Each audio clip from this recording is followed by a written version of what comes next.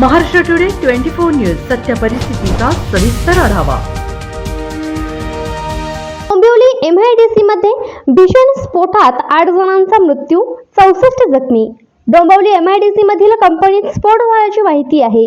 MIDC phase 2 मधील कंपनीत स्फोट झालाय। अमुदान कंपनीत दुपारी 1:43 हा स्फोट झाला। हा स्फोट इतका जबरदस्त होता की परिसरातील इमारतींच्या काचा देखील फुटल्या।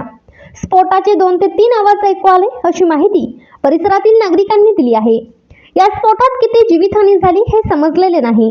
या स्फोटात 8 जणांचा मृत्यू झाला असून 64 जण जखमी झाले आहेत। या स्फोटानंतर धुराचे मोठे लोट परिसरात दिसत आहेत। यावरून ही आग मोठी असल्याचा अंदाज आहे।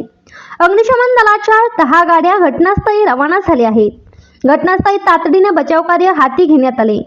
अग्निशमन दलाकडून आग नियंत्रित करण्याचे प्रयत्न सुरू आहेत। या स्फोटानंतर आजूबाजूच्या काही कंपन्यांना देखील आग लागल्याचे समजतंय। या परिसरातील वाहनांचा देखील स्फोटात मोठे नुकसान झाले। डोंबिवलीच्या या परिसरात मोठ्या प्रमाणावर निवासी वस्ती आहे। या स्फोटानंतर नागरिकांमध्ये भीतीचे वातावरण आहे। डोंबिवली MIDC मधील कंपन्यांच्या सुरक्षेबाबत यापूर्वी देखील वारंवार प्रश्न उपस्थित करण्यात आले आहेत। याकडे या नागरिकांनी लक्ष वेधलं आहे। महाराष्ट्र टुडे मराठीसाठी ब्युरो रिपोर्ट, डोंबिवली, मुंबई।